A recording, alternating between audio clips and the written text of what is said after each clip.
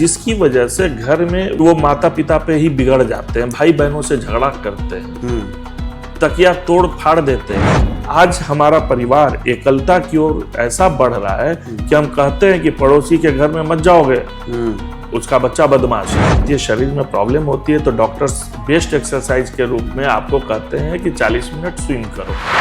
Sir, आपके कुछ चिंतक ऐसे भी हैं जो कहते हैं कि आपके स्कूल में पढ़ाई कम और नाच गाना खेल कूद और ड्रामा ये सब चीज़ों पर ज़्यादा फोकस होता है। वो हमारे शुभ चिंतक हैं। Brought to you by Smriti mobile Bihiya. आपका ध्यान कहाँ है? सबसे सस्ता मोबाइल यहाँ है जी सर, आपके कुछ चिंतक ऐसे भी हैं जो कहते हैं कि आपके स्कूल में पढ़ाई कम और नाच गाना खेल कूद और ड्रामा ये सब चीज़ों पर ज़्यादा फोकस होता है, और इन सब चीज़ों का पढ़ाई में क्या काम है? उनकी चिंता अच्छी है, वो हमारे शुभ चिंतक हैं जी।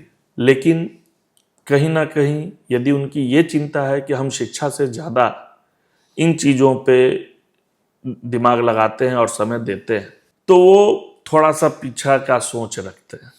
जी। आज की सोच उनको लानी चाहिए कि जब तक हम देखेंगे नहीं दुनिया को जी। अपनी निगाह से, तब तक हम उस दुनिया में सफलता के साथ चल नहीं सकेंगे। आज आप एक अच्छी पार्टी में जाते हैं, वहाँ डांस चलता है, म्यूजिक चलता है। आज वो फुहर चीज नहीं है जी, फुहरता वाली बात नहीं है। बिल्कुल। आज हम क्लासिक बढ़ रहा है हम लोगों आज का। हम क्लासिक बातें करते हैं, क्लासिक डांस करते हैं, क्लासिक म्यूजिक सुनते हैं, तो वो फुहरता नहीं है जी। एक समय में डांस म्यूजिक को बहुत खराब माना जाता था, किसी विशेष की चीज मानी जाती थी। लेकिन आज आप अच्छे समाज में जब चलते हैं तो इसको अच्छा माना जाता है। दूसरी बात, नाटक जो प्लेज होते हैं ये हमेशा शिक्षाप्रद होते हैं। कोई भी नाटक एक ज्ञान देकर जाता है, एक स्टोरी पर बेस होता है। अच्छा। चाहे वो सफाई से रिलेटेड हो, वो किंगडम से रिलेटेड हो, वो परियों की कहानी हो जी। तो जितने प्लेज हैं वो हमें शिक्षा देते हैं।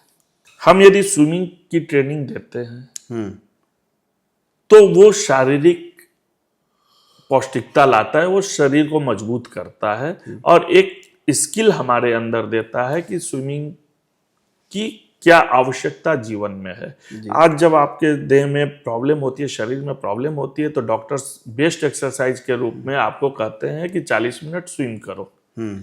और यदि हम आज बच्चों को बालपन से स्विमिंग की ट्रेनिंग दे रहे हैं तो निश्चित रूप से बच्चों का शारीरिक विकास उससे हो रहा है। आज गेम्स एंड स्पोर्ट्स की बात होती है तो डिसिप्लिन सबसे अधिक कहाँ है? स्पोर्ट्समैन में रहता है। टीम भावना कहाँ है? स्पोर्ट्समैन में है जी।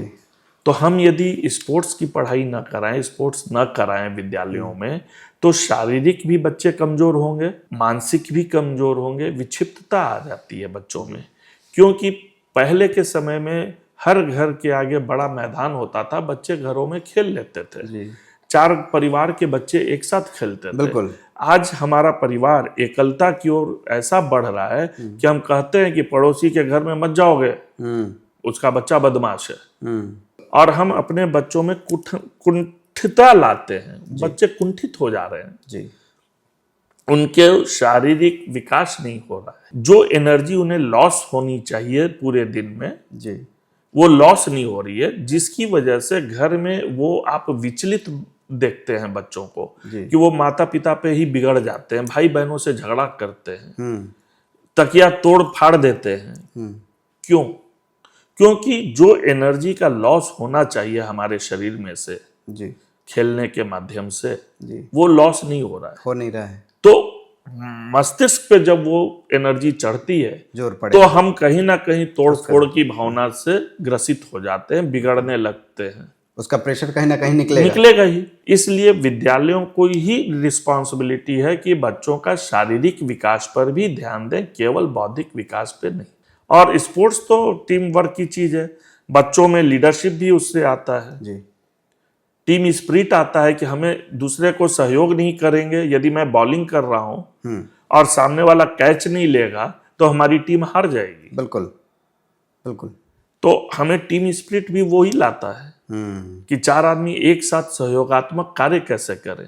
तो जो चिंतक ऐसा सोचते हैं उन्हें थोड़ा सा अपनी सोच को और ब्रॉड करने की आवश्यकता है कि विद्यालय यदि कोई करिकुलम बनाता है जी, तो वो बच्चों के सर्वांगीण विकास के लिए बनाता है, और हम अग्रणी इसलिए हैं कि हम औरों से पहले इन चीजों को सोचते हैं और सोचने के बाद इम्प्लीमेंट भी कर देते हैं।